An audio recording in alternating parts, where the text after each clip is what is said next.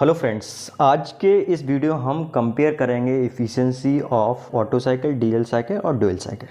ठीक है, तो इसमें हम सबसे पहले ये मान के चलते हैं कि तीनों केसेस में यदि हम कंप्रेशन रेशियो को सेम रखें तो किसकी एफिशिएंसी ज़्यादा होगी। Whether the efficiency of Otto cycle will be higher, diesel cycle will be higher और dual cycle will be higher. ठीक है, और इसमें हम एक पैरामीटर एक कांस्टेंट मान के चल रहे हैं। हम कंप्रेशन रेशियो को क्या मान के चल रहे हैं? कांस्टेंट मान के चल रहे हैं। ठीक है, तो कंप्रेशन रेशियो को कांस्टेंट मान के चल रहे हैं तो सबसे पहले तो आपको ये पता होना चाहिए कि कंप्रेशन रेशियो होता क्या है। तो कंप्रेशन रेशियो होता है R = V1/V2। ठीक है, जिसमें V1 रिप्रेजेंट कर रहा है वॉल्यूम बिफोर कंप्रेशन और V2 के रिप्रेजेंट करता है, V2 रिप्रेजेंट करता है आपका वॉल्यूम आफ्टर कंप्रेशन। ये आपको समझ में आता है। तो ऑब्वियसली यदि हम तीनों केसेस में कंप्रेशन रेशियो को सेम रख रहे हैं, इसका मतलब V1 तो यहाँ से स्टार्टिंग में सेम होगा ही, प्लस V2 भी आपका सेम होगा। तो सबसे पहले मैंने यहाँ पे PV डायग्राम एक ड्रॉ किया है। ये यहाँ पे देख सकते हैं, ये P है, ये V है, प्रेशर वॉल्यूम डायग्राम, और ये प्रेशर को ऑर्डिनेट में लिखा है और वॉल्यूम को एब्सिसा या एक्स एक्सिस पे लिखा हुआ है।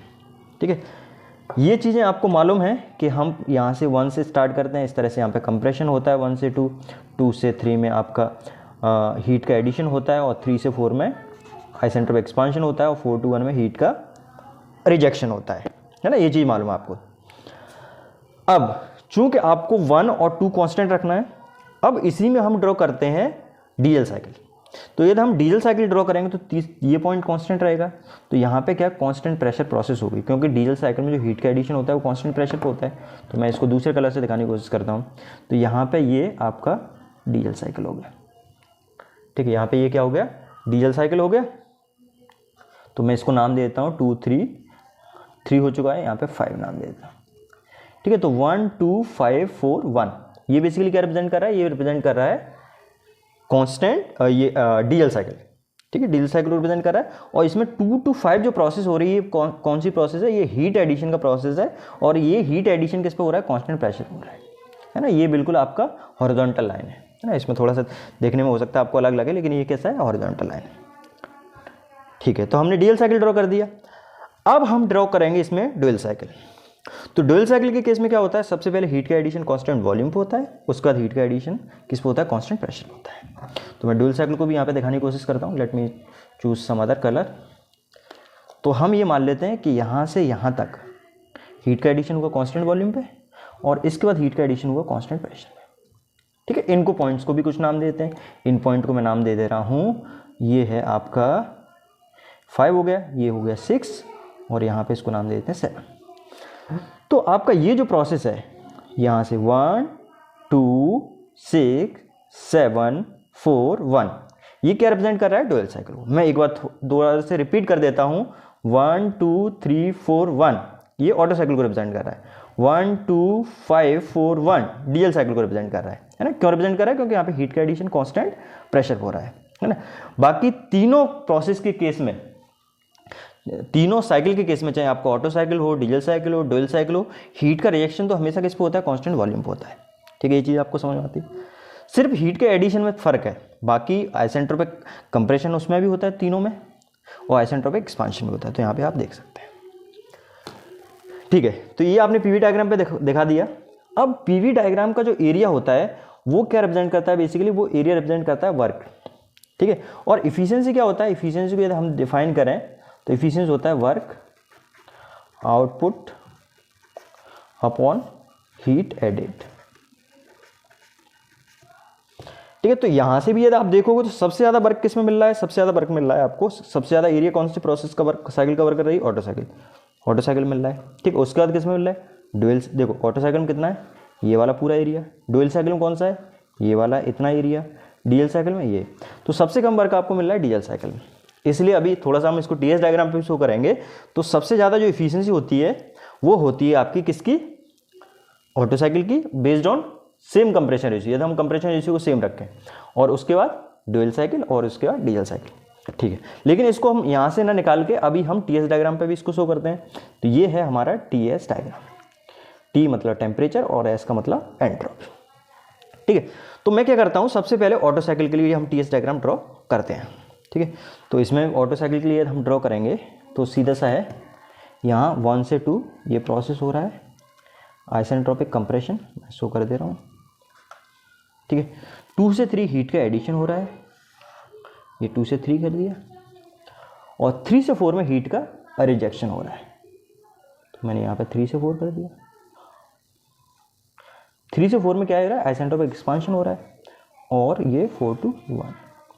ये डायग्राम आपको ड्रॉ करना आना चाहिए। देखिए प्रोसेस 1 से 2 आइसेंट्रोपिक कंप्रेशन है ना, कंप्रेशन होगा तो ऑब्वियसली टेम्परेचर बढ़ेगा, और चूंकि प्रोसेस आइसेंट्रोपिक है तो एंट्रोपी क्या रहेगी, कांस्टेंट रहेगी, टेम्परेचर बढ़ेगा और एंट्रोपी कांस्टेंट रहेगी, ठीक है। फिर 2 से 3 में क्या हो रहा है, हीट का एडिशन हो रहा है, हीट का एडिशन होगा तो टेम्परेचर भी बढ़ेगा और एंट्रोपी बढ़ेगी। 3 से 4 में आइसेंट्रोपिक कंप्रेशन हो रहा है, तो 3 से 4 में आइसेंट्रोपिक एक्सपांशन हो रहा है, तो एक्सपांशन होगा तो उस केस में एंट्रोपी क्या रहेगी, कांस्टेंट रहेगी, ठीक है, और टेम्परेचर क्या होगा, कम होगा क्योंकि एक्सपांशन हो रहा है। फिर 4 to 1 में फिर आपका हीट का रिजेक्शन हो रहा है, रिजेक्शन होगा तो टेम्परेचर भी कम होगा और एंट्रोपी भी रिड्यूस होगी। तो ये हमारा हो गया किसके लिए, ये हो गया हमारा ऑटो साइकिल के लिए। अब हम ड्रॉ करेंगे इसको डीएल साइकिल के लिए, ठीक है। तो डीएल साइकिल की जब मैं ड्रॉ करता हूँ तो दूसरा स्केच यूज़ करता हूँ। अब डीजल साइकिल के केस में क्या होता है कि आपका जो हीट का एडिशन होता है वो कांस्टेंट प्रेशर पे होता है। यहाँ पे मैं आपको एक इंपॉर्टेंट चीज़ बताने वाला हूँ कि यदि हम टीएस डायग्राम पे बात करें तो कांस्टेंट वॉल्यूम लाइन का स्लोप हमेशा कांस्टेंट प्रेशर लाइन से क्या होता है, ज़्यादा होता है, ठीक है। बेसिकली जब आप स्लोप निकालते हो तो यहाँ पे एक छोटा सा पॉइंट मैं बता देता हूँ। यदि हम बात करें slope of V equal C, मतलब वॉल्यूम कांस्टेंट वॉल्यूम, तो उसका स्लोप होता है T/CB, ठीक है। और यदि हम स्लोप की बात करें जिसमें प्रेशर कांस्टेंट होता है तो उसका स्लोप होता है T/CP। तो आप देख सकते हैं ये CP की वैल्यू हमेशा CB से ज़्यादा होती है, तो इसकी वैल्यू क्या आएगी, कम आएगी इसके कंपेरिजन। तो कांस्टेंट वॉल्यूम लाइन का स्लोप हमेशा ज़्यादा होता है in comparison to constant pressure line, तो स्लोप ज़्यादा होगा। तो अब हम उसको बनाते हैं, ठीक है। तो आप यहाँ से देखोगे कि ऑब्वियसली ये स्लोप ज़्यादा होगा तो ये लाइन यहाँ से स्टार्ट तो यहीं से होगी क्योंकि 2 पॉइंट यही है, तो ये लाइन कहाँ पे मिलेगी, कहीं पे यहीं पे आके बीच में मिलेगी इस तरह से, क्योंकि आपको ये वाला एंगल कम रखना है और ये वाला एंगल क्या होगा, ज़्यादा होगा। स्लोप का ये मतलब आप समझते हैं, स्लोप बोलते हैं इसको, ग्रेडियंट भी बोलते हैं, ठीक है। तो यहाँ पे ये V इक्वल्स C और यहाँ पे P इक्वल्स C, मतलब प्रेशर कांस्टेंट है। अब हम बात करते हैं किसकी, अब हम बात करते हैं ड्यूल साइकिल की, ठीक है। ड्यूल साइकिल की बात करते हैं तो ड्यूल साइकिल के लिए, तो ड्यूल साइकिल सबसे पहले क्या होता है, कांस्टेंट वॉल्यूम होता है, तो यहाँ पे कांस्टेंट वॉल्यूम रखा मैंने, ठीक है। ये पॉइंट भी चाहे तो हम पॉइंट भी लोकेट कर देते हैं, 2 से 5 है ये, तो यहाँ पे 0.5 हो जाएगा। और ड्यूल साइकिल केस में क्या होता है, सबसे पहले कांस्टेंट वॉल्यूम, तो कांस्टेंट वॉल्यूम यहाँ पे ये कोइंसाइड हो जाएगा, है ना, तो ये हो गया 6।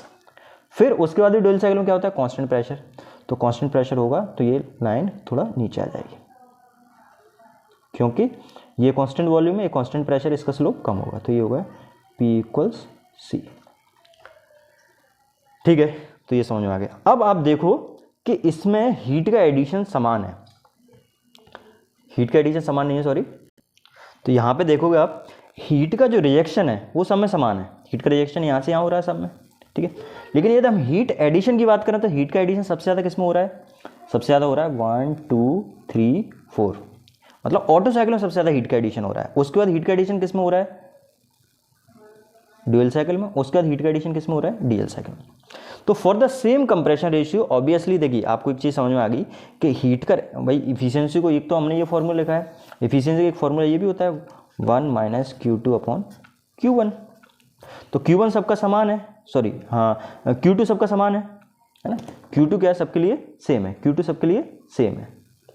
लेकिन Q1 की यदि हम वैल्यू की बात करें तो Q1 सबसे ज़्यादा किसके लिए, ऑटो के लिए, फिर ड्यूल के लिए, फिर डीजल के लिए।